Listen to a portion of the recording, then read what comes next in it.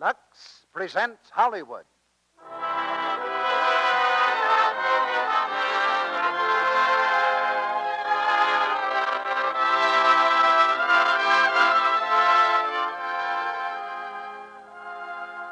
The Lux Radio Theater brings you Martha Scott and William Gargan in Cheers for Miss Bishop.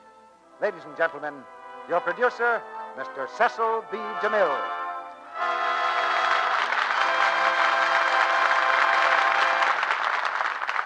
Greetings from Hollywood, ladies and gentlemen. One of the keystones of democracy is the magic formula that pursues American youth from the first grade to a college degree, reading, writing, and arithmetic. And somewhere in the memory of most of us, there's a deep appreciation of some great and humble teacher who we used to think made life miserable for us. So tonight we turn back the years and remember. Cheers for Miss Bishop is a warmly human story of one such woman, a teacher in a small American college. And we bring it to you with Martha Scott and William Gargan in the original stars of Richard Rowland's fine motion picture just released by United Artists.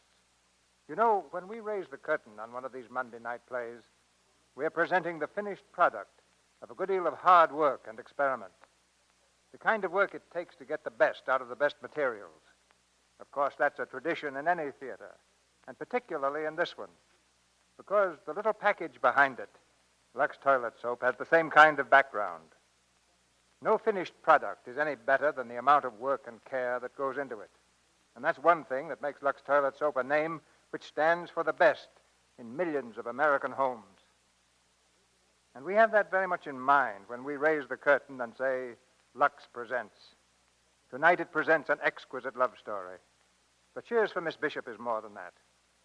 It's a drama of the unsung heroine, the kind you'll find in your hometown and every town. A woman who has given the full measure of devotion to an ideal of service. It's a story that's very close to my heart because both my mother and father were school teachers at one time. And if it weren't rather a selfish thing to do, I'd like to dedicate our production to them. But a good many other people have some well-loved and long-remembered teacher in mind, too.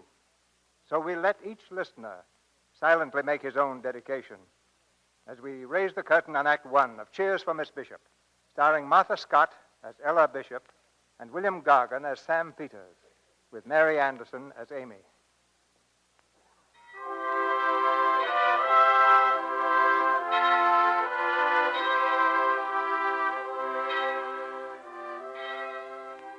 On a windswept plain somewhere west of the Mississippi River stand the ivy-covered walls of a small university.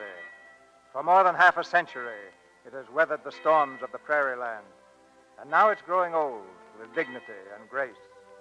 In a little house just off the grounds, a white-haired woman sits at the window, looking out across the campus. She is Ella Bishop, senior member of the faculty. In almost 50 years of service, she has grown old, too. Al? Oh, good evening, Sam. I didn't hear you come in. I knocked 3 times. Nobody else home? No, all alone. Sit down, Sam. You're all I wanted to see. Just thought I'd stop in for a second on my way home, by way of an innovation. Tired, El? No, I've just been sitting here looking backward. Great waste of time. What happened at the trustees' meeting yesterday? Wasn't there. Had to go over to Pretty Prairie to see about some land I'm buying. More land? You must own half the state already. And all from one little grocery store. You've been a great success, Sam. So have you, El. Me? I'm just an old-maid school teacher with a lot of wonderful memories. Remember the day you drove up to the house in your brand-new delivery wagon? Do you realize that's over 50 years ago? 50 years. I must have been 22. I was 17. It was the day Midwestern opened. September 1888. There was only one building then, Central Hall, and I remember how thrilled I was to be a student at a real university. President Corcoran made the opening address in the auditorium. I'll never forget what he said that day.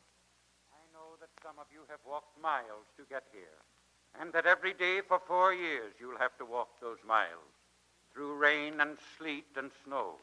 But I know this, the end will pay you for those hardships, because the end is wisdom. Wisdom is first cousin to freedom, and freedom is the glory of our nation and of our people.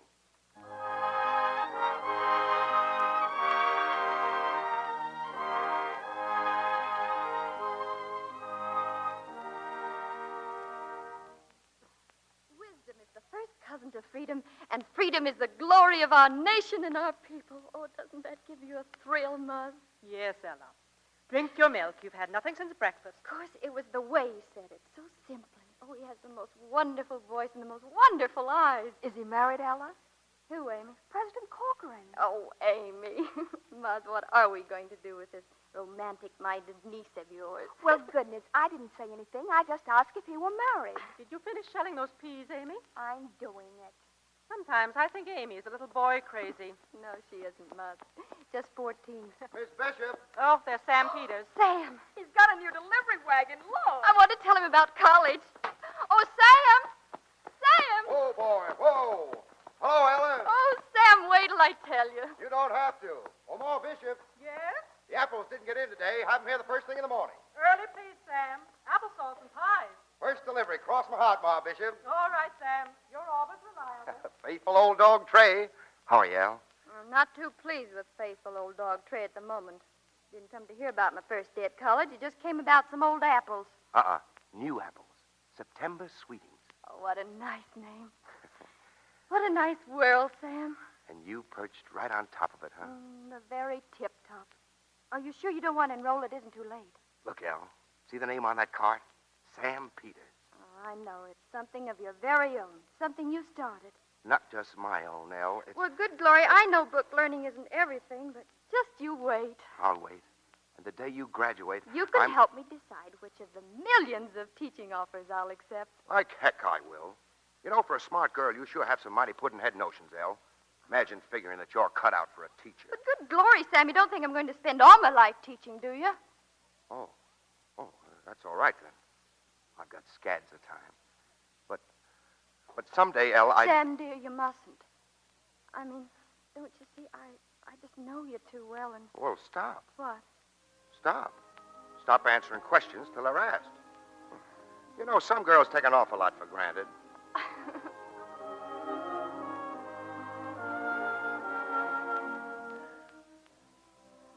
Remember the day you graduated? You were mighty proud, Al.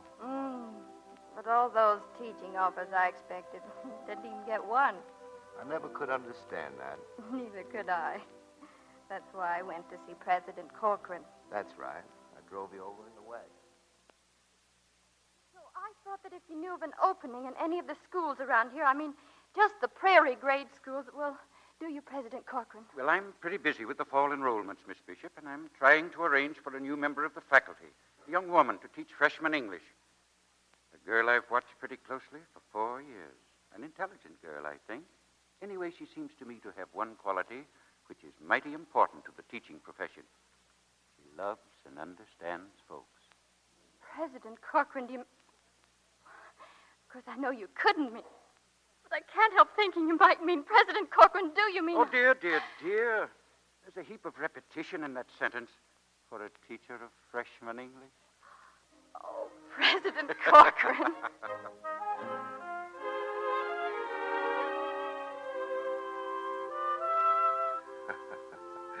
You were pretty scared the first day school opened. Wasn't I, though? I stood alone in that empty classroom, looking at the rows of seats, and my heart was heavy as lead. For an hour before the students came, I rehearsed my opening speech. Let me see. Good morning, class. I want you please to devote the first 10 minutes to the writing of a very brief theme on the subject of my favorite season. Oh, no, I'll have them write on some subject that will teach me something about them. Their life ambition, that's it. I've got to understand them if I'm going to help them to learn anything. Oh, good glory. Good morning. Hasn't the teacher come yet? Good morning. I'm... You know, I wonder what she's like. Most of them are a lot of old hags. Young man, I'm the teacher. Oh, yes, ma'am. Yes, ma'am. But don't be worried. I'm just as frightened as you are.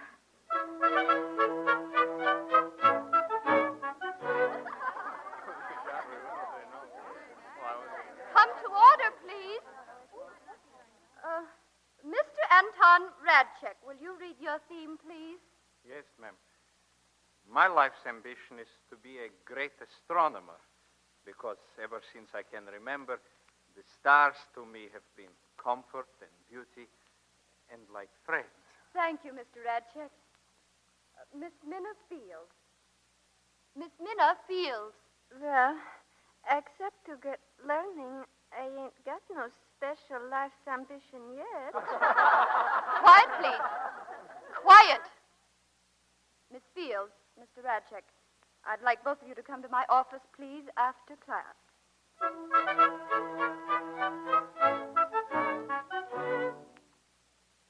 Professor Wick studied astronomy at Yale, Mr. Radchek. And both he and President Corcoran have agreed that if there's a student at Midwestern who wants a course in astronomy, he shall have a course in astronomy. Oh, Miss Bishop. Report to Professor Wicks in the morning. Thank you, ma'am. Thank you. Oh, I tripped.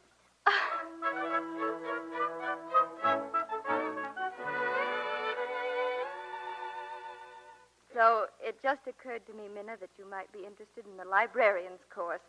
It would be an interesting job, wouldn't it, Minna? Oh, yes, Miss Bishop. But, Miss Bishop... Yes, Minna? I have got a life's ambition now, Miss Bishop. It's to be just like you.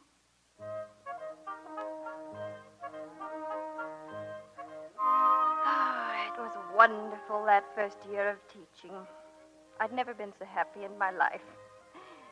And then there was the night of the Glee Club concert. You couldn't go with me. No, I had a cold. You were very nice about it, Sam. I've often wondered, Elle. Well, was that the first time you met Del Thompson? Funny the way it happened. I'd made some maple snow candy and put it on the window to cool. It slid down off the sill, and I went out on the roof to get it. Of course, the window closed behind me. It would. And there I was, trapped on the roof. Yoo-hoo! Yoo-hoo!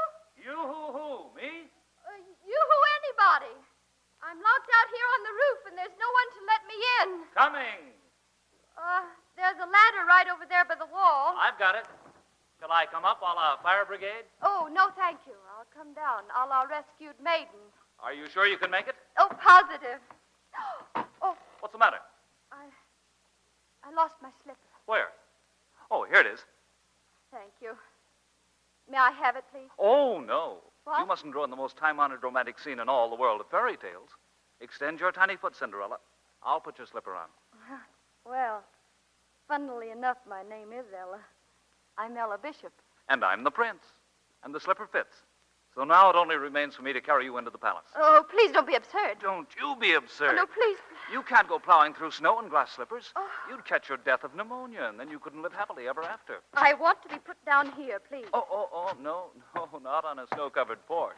I'll have to carry you inside. Oh, please, you Say, must... I just thought, carrying a young lady across the threshold. There's an old legend about that, isn't there? Well, really. Put me down this minute, please. Right in front of the fire. There. When I save lives, I save them thoroughly. Thank you very much, Mr. Delbert Thompson.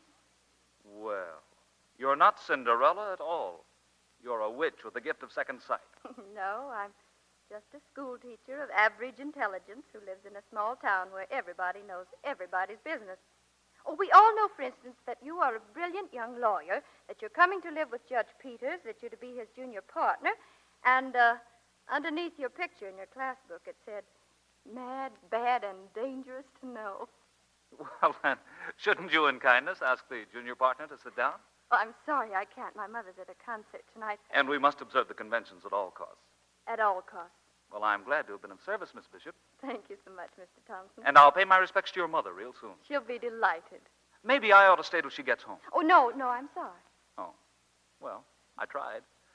No harm done, huh? No harm. Good night. Good night, Princess. Mad, bad, and dangerous? No.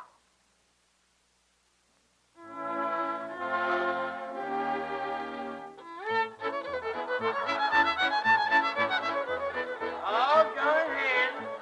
Circle to the right. Forward. And back.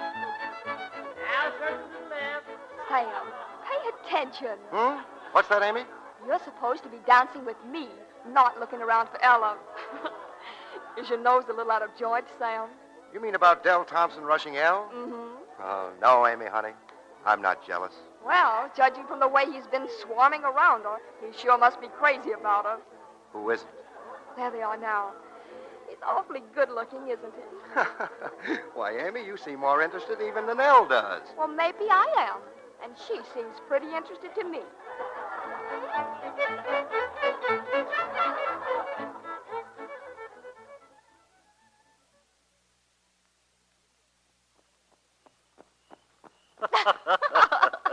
Do you, Ella Bishop, take this man for your lawful wedded husband? Of course I do, you fool. And do you, Delbert Thompson, take this woman for your lawful wedded wife? I do. I now pronounce you man and wife. Now, may I kiss the bride? Please do, Del. Oh, Ella, it's like a dream.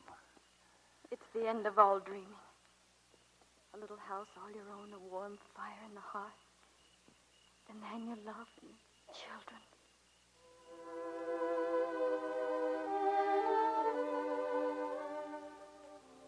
Well, we were to be married in June, as soon as school closed.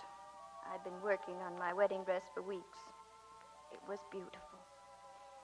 One night, Amy was alone downstairs when Del was to call. I found out later that she was trying on my veil, with her back to the door. That's how Del came to mistake her for me. The most beautiful bride in the world. Del, Why, Amy. Amy, I thought... Don't talk. Kiss me, Del. Amy, we're crazy. I mean, what a crazy mistake. Yes. Yes, of course. Amy, do you have my veil? Oh, hello, Del. Amy, put it in the spare room, please, with the dress. All right. Oh, Del, you shouldn't have seen the veil. I hope it isn't bad luck. How could it be bad luck? Oh, I didn't mean that seriously. But you aren't supposed to see the wedding finery before the wedding day. Ella, why can't this be the wedding day? Darling. We can keep it a secret till college is over if we have to. But, Del... Why not? We can drive to Maple City. We can be married tonight. Darling, I have to go to Central Hall tonight, a special meeting. Ella, listen. I can't, dear.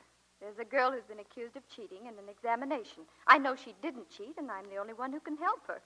I can't desert her, Del. All right, Ella. Will you drive me over? Certainly. Oh, Ella, Yes? I'm going to have a game of cribbage with Judge Peters. Could you two drop me? Del will. You can let me off first. Oh, what a night.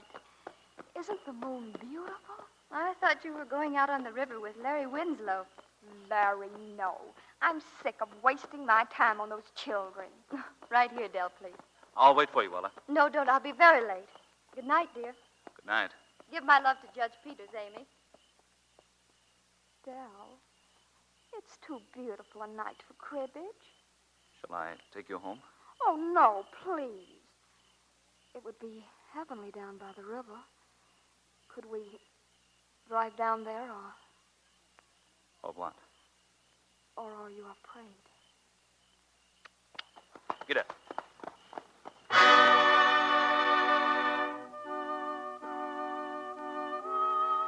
I had a note from Del the next day. Came to me in class. He said that something terrible had happened, that he must see me alone. I was frantic. I rushed back to the house to wait for him.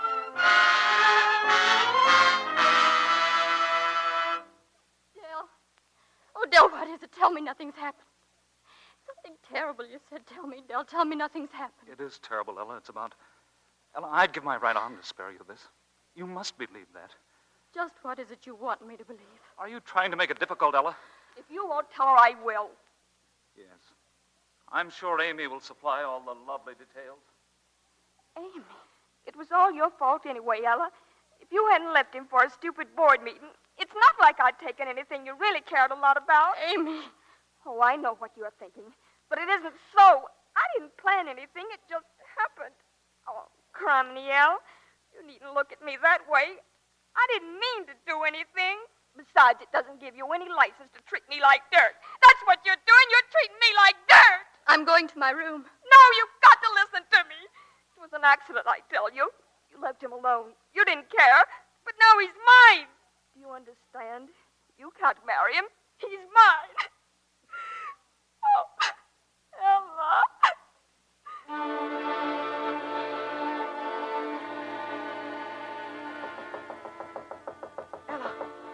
Ella, open the door. Ella, what are you doing in there? Answer me, Ella. What a night. Isn't the moon beautiful? Why can't this be our wedding day? Ella, I'm your mother. Let me in. Isn't the moon beautiful? We can drive to Maple City. You left him alone. You didn't care. We'll be married tonight. And now he's mine. Ella! Ella! Tonight. He's mine. Ella, He's mine. Mine. Ella, what are you doing? Ella! Mother, please don't worry. I'm all right now.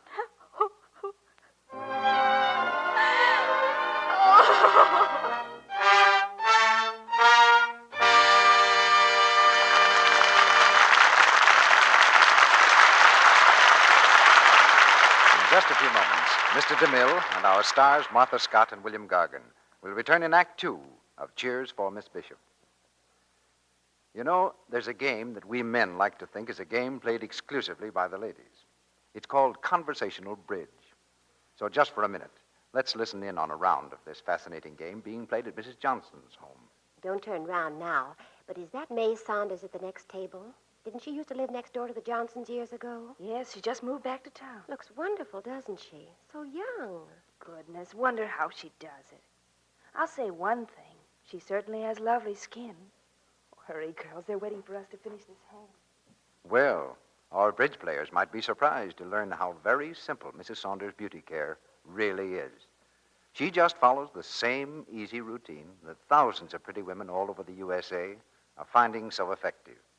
Ask her about it, and she'd tell you. Here, every night I take a Lux Soap Active Lather Facial, and often take one as a quick beauty pickup during the day, too. I find Lux Toilet Soap has wonderful active lather that removes dust, dirt, and stale cosmetics thoroughly. Leaves my skin looking beautifully fresh. Here's what I do. I pat the rich lather lightly in, rinse with warm water, then with cool, and pat dry with a soft towel. These Lux Soap facials really work. Women who've tried Lux Soap facials say they're delighted with the way they leave skin feeling smooth, soft. Why don't you use this gentle care regularly for 30 days? Remember this important fact. Lux Toilet Soap is the beauty soap used by 9 out of 10 screen stars, the world's loveliest women. That's proof positive it's as fine, as gentle a soap as money can buy. Get 3 cakes of Lux Toilet Soap tomorrow. Now, our producer, Mr. DeMille. Act 2 of Cheers for Miss Bishop, starring Martha Scott as Ella Bishop and William Gargan as Sam Peters, with Mary Anderson as Amy.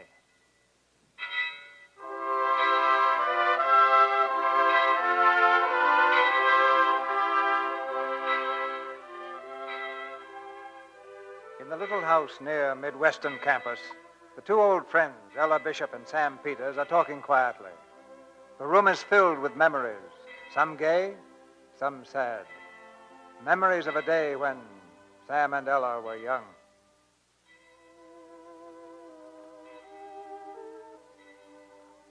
We were to be married in June, and it was June when Del Thompson took Amy away as his wife.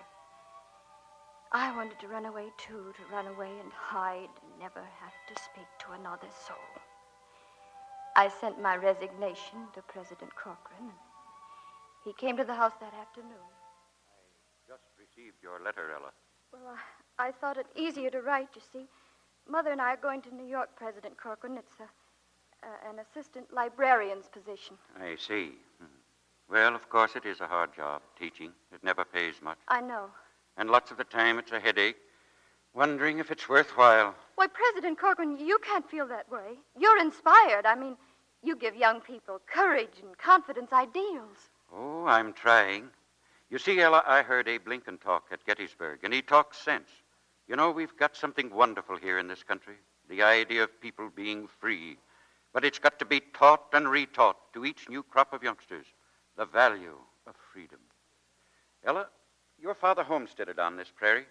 Remember what his first corn looked like? Yes, it was small and green. You couldn't believe it would ever grow. That's it. And human beings are harder to raise than corn. But when they're raised, if they're raised right, they're worth a lot more per bushel, eh? Well, I certainly didn't intend to deliver a lecture. Of course, we must accept your resignation. But are you sure your New York library needs you as much as our own seed corn here in Midwestern? President Corcoran, may I have that letter? I've changed my mind.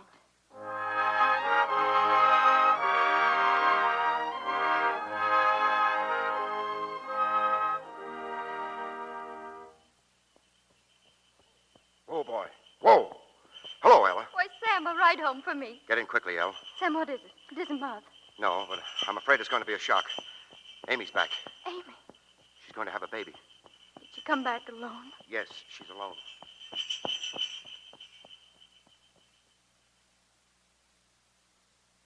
I don't want a baby. Oh, Ella, I'm frightened, Ella. There's nothing to be frightened about, Amy. He just left. He just went away and he didn't come back. Oh, he didn't know I was going to have a baby. I was going to tell him. You should have told him, Amy. Oh, he didn't love me. He never loved anybody but you. Shh. The doctor says you need rest. You will be kind to me, won't you, Ella? You're all I've got in the world. This is your home, Amy. Go to sleep now. Oh, Ella. Ella. Shh. Don't, Amy. Sleep, dear.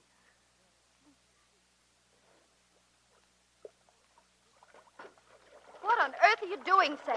I'm stirring the water. Well, it won't boil any quicker for that. Just leave it alone. Ella, why does it have to, does it always take this long? Oh, no. Well, then what's the matter? There isn't anything wrong, is there? Sam, please, I'm very busy. Give me that small kettle. I've got to go up. Listen. Mother. Mother, is she all right? Mother. She's gone. You couldn't save her. She's gone. Poor Amy. Poor little Amy. Miss Ella, you like to see the baby? She's fine, healthy girl. Oh, a girl. May I hold her, please? Sure, Miss Ella. There. Holding a baby comes natural to you, Miss Ella. I'm going to keep her. I'm going to call her Hope. Hope.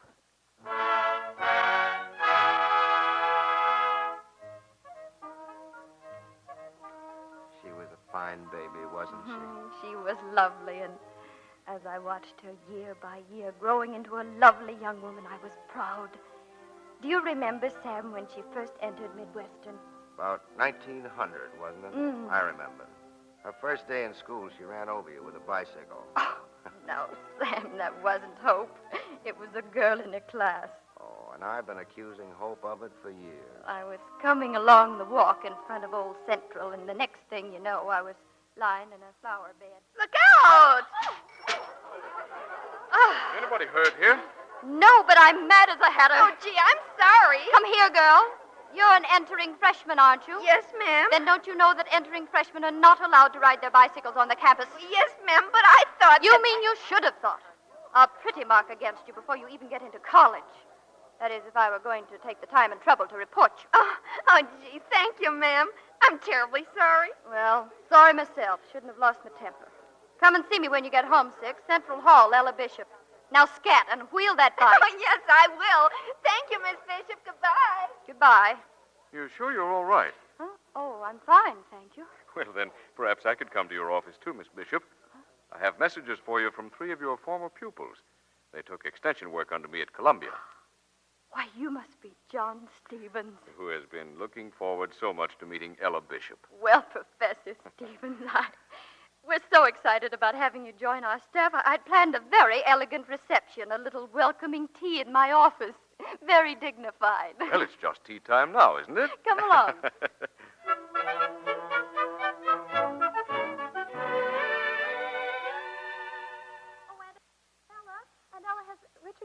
yet? No, your young sophomore is late as usual, Hope. And what about your beau? Hope, you really must. Oh, you don't have to worry, Aunt Ella. When the kids at college ask me if it's a romance between you and Johnny Stevens... Please, Hope.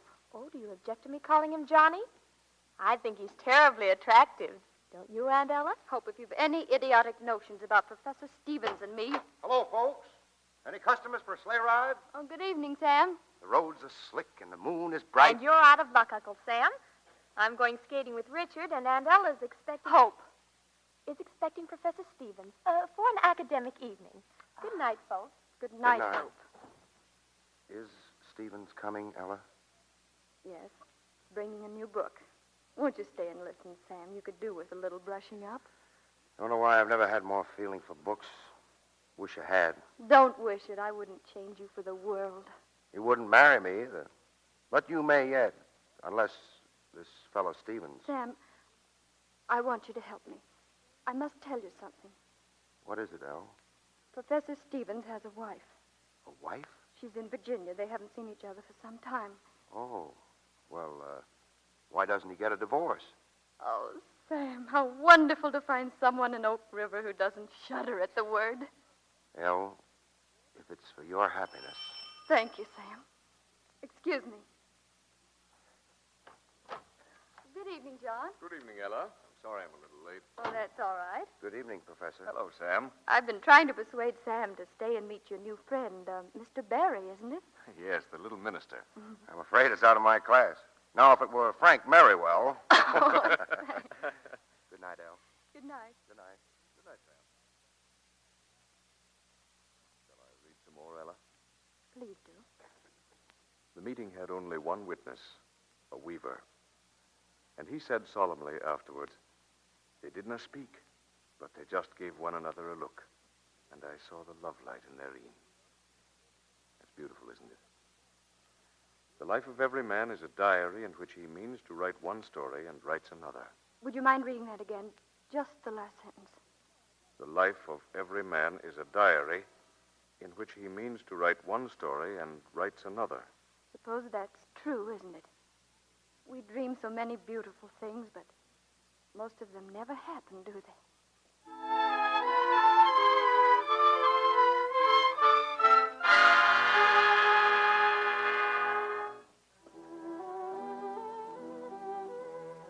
Just look at me, John. Playing hooky in Maple City for a clandestine dinner, and we'd both be dismissed if they found us out. And I love it, don't you? More than I can say. But I have to ruin it, Ella. I had a letter today from my wife. I want to read you just one paragraph. Oh, no, John, not tonight. It has to be tonight. Listen. John, I know I was never the right wife for you, but I can never consent to a divorce. You must know what it would mean to my family. I am sorry. I can understand. But what about us? Yes, what? Scusate me, signore, a special wine for the lady. Oh, Orvieto. Thank you, Seiko. Orvieto, I should know, but I don't. It's a little Italian town, Orvieto. It's sunny and warm. It's planted in warm sunlight. I remember once seeing a beggar there with a beautiful flower in a ragged hat. He was perfectly happy. A beggar with a flower in his ragged hat. And sunlight. I stayed there for weeks and weeks. I ate chestnut bread with the peasants and drank the new wine, and I was perfectly happy. Ella, why can't you sail for Europe in June? Why can't I join you there? Europe with you. I could sail first and join you in Italy. Will you, Ella? Will you? John. A special flower for the lady. Well, thank you, Checo. John, will you take me home now?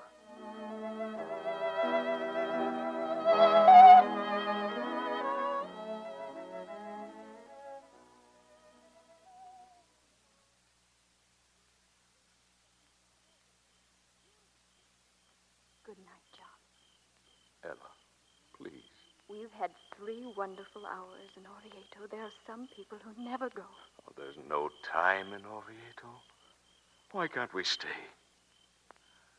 Oh, my darling, is it asking too much? Too much or too little, I don't know. I only know that I would stay oh so gladly, John, if I could follow my heart. But you and I, being as we are, there'd be tomorrow. And sometime we'll be glad we spent just this little time in Oviedo. Goodbye, John. Your flowers, you're forgetting them. Oh, thank you. Flowers for the lady. The wonderful lady. It's been perfect. All of it. Haven't you forgotten something, too? Forgotten something? A kiss. A special kiss for the lady. Goodbye, Ella. Goodbye, John. Goodbye, my darling. Oviedo. Though you're a teacher, you set yourself up to carry a beacon for boys and girls to see by. Well, carry it.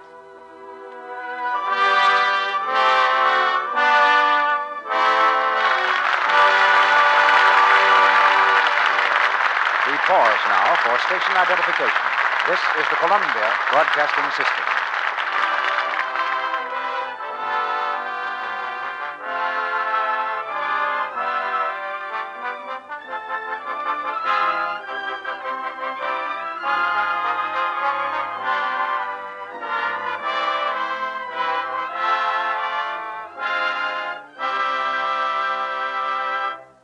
After a brief intermission, Mr. DeMille will present Martha Scott and William Gargan in Act 3 of Cheers for Miss Bishop.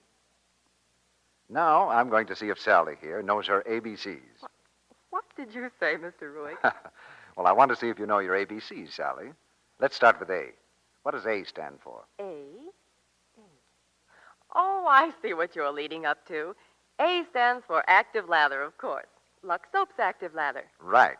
Now, how about B? What does that stand for? Oh, I know. Beauty bath. B stands for the wonderful beauty bath Lux Toilet Soap makes. Good for you. Now, how about C? That's easy. C stands for Lux Soap's costly perfume. Say, you get an A+ and a gold star tonight, Sally. Now, if you can tell us just why those ABCs are so important, you can go to the head of the class. That's easy.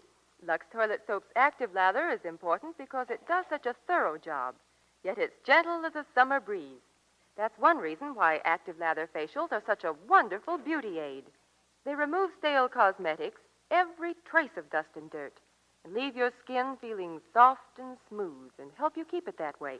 We might add, Sally, that famous Hollywood screen stars like Irene Dunn and Claudette Colbert say they never neglect their daily Lux Soap beauty care because it helps them keep their skin as beautiful to look at as Hollywood's million-dollar complexions have to be. But I hadn't finished about those ABCs, Mr. Ruick. I was going to say that a daily Lux Soap beauty bath is important because it protects daintiness. It makes a girl sure of skin that's sweet.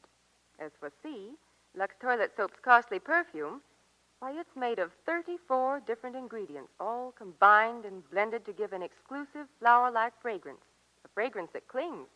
And, of course, if you want to go to the M's, now M stands for Lux Soap's mildness, and then... Well, I'm afraid that's all we have time for, Sally. But the things you've said certainly add up to one important fact. Lux Toilet Soap is a quality product. It's as fine a soap as money can buy, yet it costs only a few cents a cake. So this soap that 9 out of 10 lovely screen stars use is a luxury every woman can enjoy. I hope if any of you ladies in our audience happen to supply on hand, you'll make a note like this now. Tomorrow, 3 cakes of Lux Toilet Soap to help me keep skin beautiful and to make me sure of skin that's sweet. Now, Mr. DeMille returns to the microphone. The curtain rises on the third act of Cheers for Miss Bishop.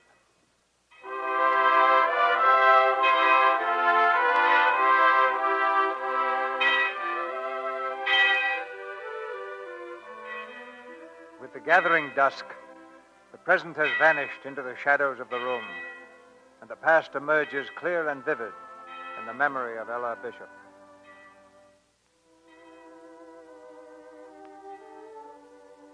Hope was just 18 when she became engaged to Richie Clark. She told me one day about a wedding dress that her friend had worn, her mother's. That same evening, I brought Hope up to my room and gave her my dress and the bridal veil that I had never worn. Oh, Aunt Ella, it's the loveliest thing I've ever seen. You could have it made over anywhere you like. There are yards of material. Oh, I wouldn't have it changed for worlds. But, well, it was never finished. No, it was never finished. Oh, Aunt Ella. Aunt Ella, darling, I never thought that... Was it for you? Yes. I know I shouldn't ask, but, well, you know, I always thought that you and Professor Stevens... Made in that fashion.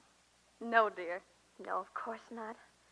But he did resign so suddenly last year, and so many people thought So that... many people have so many wildly romantic thoughts, my dear. But do you like the dress? Oh, I couldn't have dreamed a dress I'd rather be married in. Unless... Well, you're not old, Aunt Ella, not really old. Are you sure you won't... Well, Yes, darling, I'm very sure.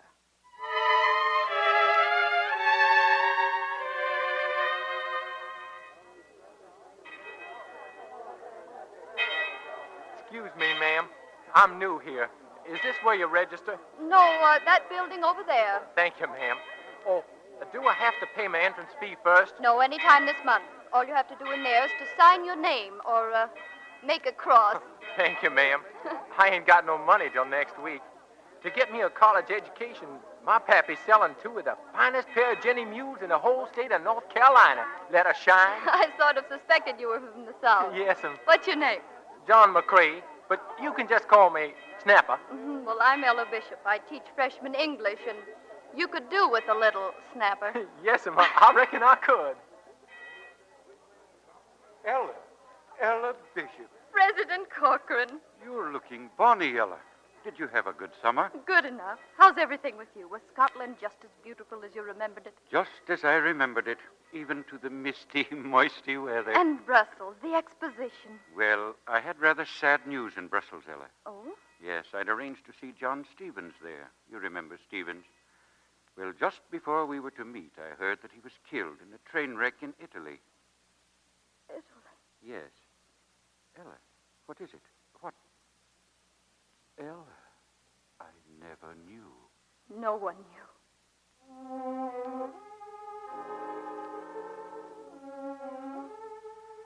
You changed a lot in the next few years, Elle. Yes, I grew bitter and old.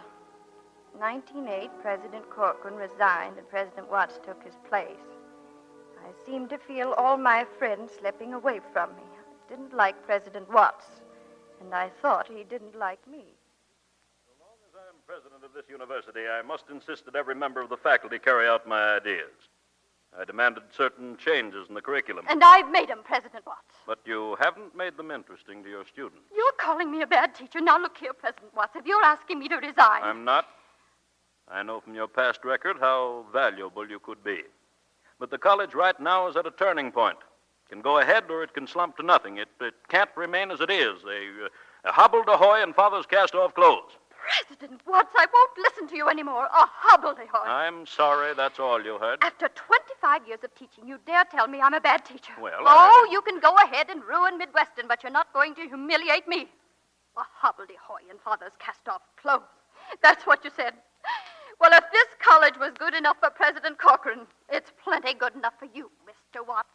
Good afternoon. Good afternoon, Ella. Oh, President Corcoran. President Emeritus. Or is it Emeritus? I was always going to look it up. Sit down, Ella, dear. Sit down. I've been meaning to come and see you. Oh, I should have come to see you. Now that I've retired, you're the busy one. Oh, President Corcoran. Why, Ella, bless you. What's wrong, my dear? Oh, that man Watts. Oh, so that's it. Do you know what he said about our college? He called it a hobbledehoy in father's cast-off clothes. He did, eh? A hobbledehoy in father's cast-off clothes. well, that's pretty good, Ella. President Corcoran. He's right, my dear. You see, you and I, we knew the first of it. So naturally, it looks big to us now. It is big. It's magnificent compared to what we started with. But we are too close to it, Ella. Now, Watts has come in with a fresh viewpoint. Fresh is the word. All his talk about modern methods. They're what Midwestern needs, Ella. Well, even you, my dear, could do with a bit of modernizing. Huh? Oh, no, I'm not criticizing, my dear. Oh, no. I know that you've got a heart and mind and spirit as potentially young as spring itself. President Corcoran, what you don't know about handling people. Me, an old maid, young as spring, and me loving it. And loving Midwestern, too, eh? I do love Midwestern. Then stay and help our driving friend. What is a driver, Ella? You see, that's why I picked him.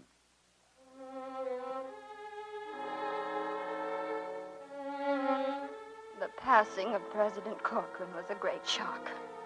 He died as he'd lived, quietly, beloved by everyone who knew him. Then the following year, I lost Mother. Hope and Richard were living in California, and you were the only one I could turn to, Sam. Faithful old dog Trey. Hope's daughter was born in 1924. It's hard to believe that she's a young lady now, old enough to be a sophomore at Midwestern. Hello, baby. How are you? Oh, hello, Gretchen. Aren't you surprised to see your favorite grandniece? I haven't bothered you in ages. I'm not surprised at anything these days. What's on your mind, my pet? Oh, love. What a novelty. This is. It's a man I met in Chicago. He's quite a well-known explorer, but... Aunt Ella, he's married. I see. Can't he get a divorce? No. His wife won't agree to it. Oh. It wouldn't be an open scandal. I could go along as a member of the expedition, secretary or something.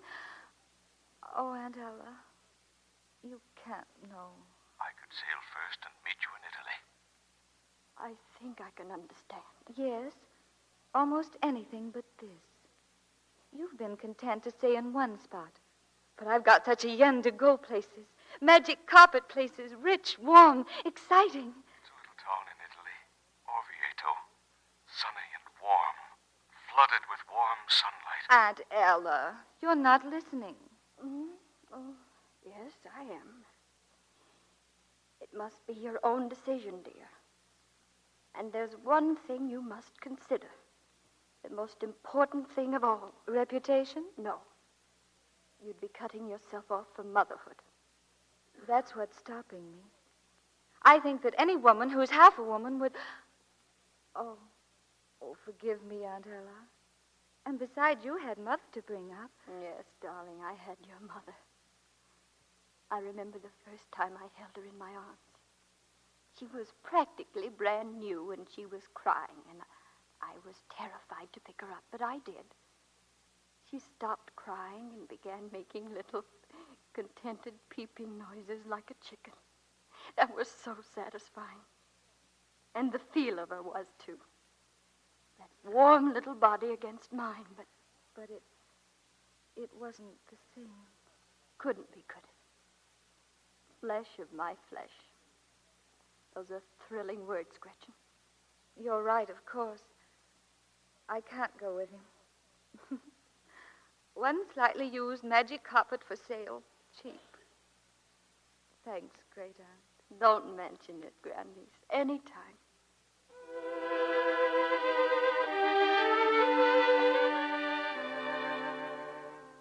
Oh, dear, there I go again. How long have I been talking, Sam? Oh, a couple of hours. Living in the past again. I will not live in the past. There's your sherry, Sam. We'll drink to the future. The future. Well, I'll be getting along, Al. No, sit down, Sam. I can't. If I did, I probably couldn't get up. And besides, I'm expecting 3 more old bachelors for dinner and bridge. Old bachelor. Doesn't that give you a twinge of conscience? Oh, Sam. Well, anyway, if you feel like a hand later... I might at that. Well, if you do, just holler, Sam. Sam. I will. Oh, I met President Crowder on my way over. He asked me if I'd give you this note. Oh, thank you, Sam. Night, Al. Good night. My dear Miss Bishop, I would greatly appreciate your calling on me tomorrow at your convenience. At a recent meeting of the Board of Trustees, a resolution was passed recommending the retirement of faculty members over a certain age. Retirement.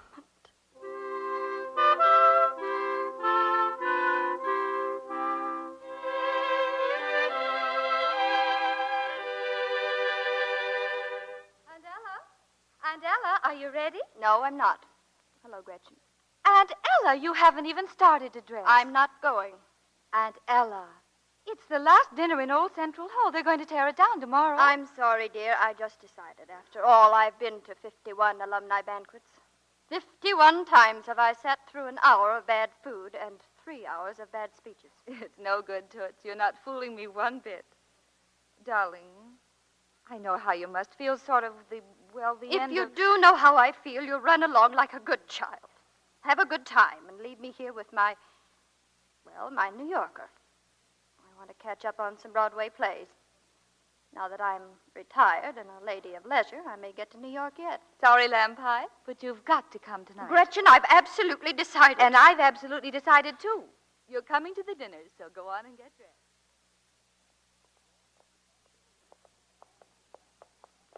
Hurry, Aunt Ella. Oh, hurry. Do you realize I'm over 70? I don't believe it. Where are the orchids I brought you? Stick 'em on. Oh, all right. Where's that pin? No, not at the waist, Pet. On the shoulder. Much snappier. I must, above all things, be snappy. There's Sam waiting for us. Evening, Al. Oh, hello, Sam. They cornered you, too. Huh? Take my arm. We're going to make an entrance. Ready? Lead on.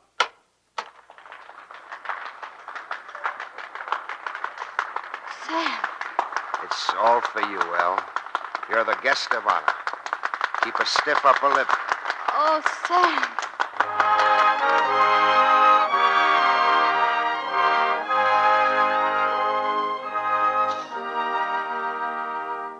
And now, one of her first pupils, Anton Radchek, astronomer extraordinary, winner of the Nobel Prize, Mr. Radchek. Ladies and gentlemen, I am sure that Miss Bishop will remember the day when I, a simple farm boy, said to her, "My life's ambition is to be a great astronomer." Or if she doesn't remember, I could manage to trip over another chair. And now, John McCrae, United States Senator. Miss Bishop probably doesn't remember Senator McCrae, but if you just call me Snapper, she might. But I'm sure she'll never forget the day that I announced English ain't what I come for. Miss Minna Fields, world-famous historian. My ambition in life is still to be just like you, Miss Bishop. Miss Ella Bishop, for your irreplaceable gift of human sympathy, and because you exemplify to all of us what the American spirit can be, your university bestows on you the highest degree in its power.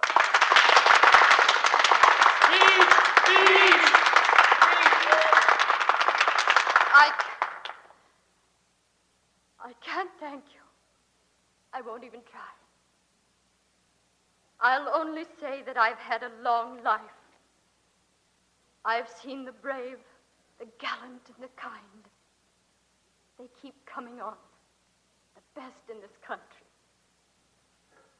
So now, when Old Central and I are retiring to make way for modern buildings and methods, it seems an appropriate time to quote the words of our great founder, words that inspired us when I was very, very young. Wisdom is the first cousin to freedom, and freedom is the glory of our nation and our people. So here's to our nation. She's young. She's growing too fast. She makes a lot of mistakes. But somehow she does manage to keep her people free. May she always. Sam, take me home.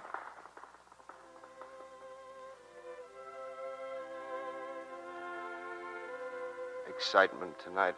A little too much for you, Al? You just rest now. Take it easy. Good old dog Trey. Always thinking of me. Sam, there's a question you've been wanting to ask for a long time. Stop. Don't you go answering any questions till they're asked, see? I've got scads of time, El. All the time in the world. All the time in the world.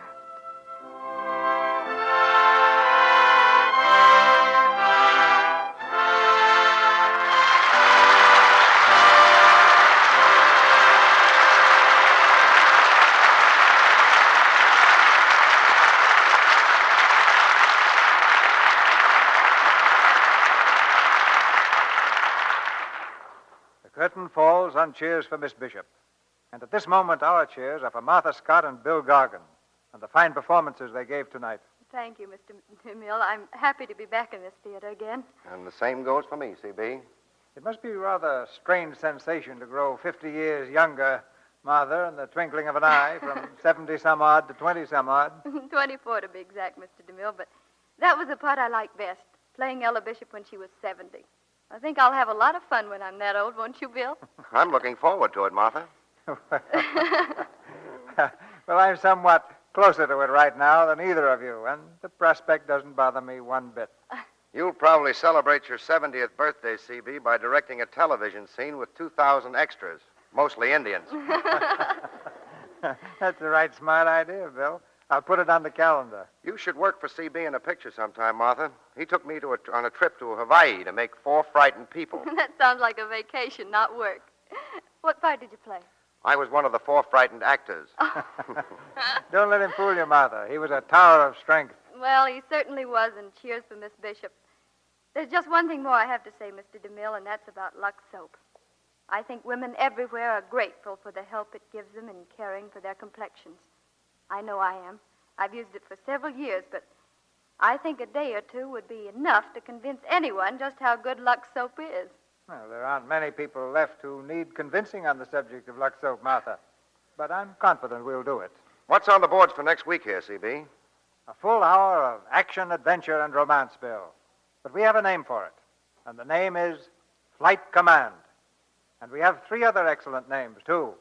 Robert Taylor, Walter Pidgeon, and Ruth Hussey, the original stars of the Metro-Goldwyn-Mayer picture. The play's a roaring drama of the United States Navy in the air, of the fighting men who wear the wings of the Navy, and of the women they love. I thought it was a thrilling picture, Mr. DeMille, and I'm looking forward to hearing it on the radio. Good night. Good night. Good night. Good night. And let the rafters ring for your performances tonight.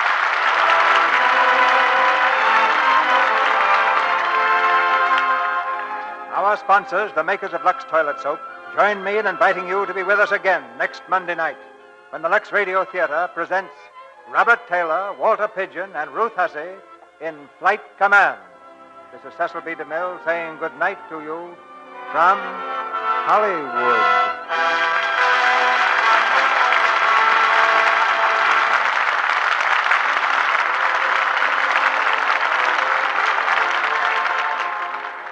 Martha Scott will soon be seen in the Columbia picture, They Dare Not Love. Heard in tonight's play were Griff Barnett as Corcoran, Fred Mackay as Dell, Fred Shields as John Stevens, Shirley Ward as Mrs. Bishop, Kathleen Fitz as Gretchen, Betty Jean Haney as Hope, Ann Tobin as Minna, Hans Conried as Radchek, Lou Merrill as Watts, Bob Burleson as McCrae, Earl Ross as Crowder, and Celeste Rush as Stenner. Our music is directed by Louis Silvers, and your announcer has been Melville Ruick. This is the Columbia Broadcasting System.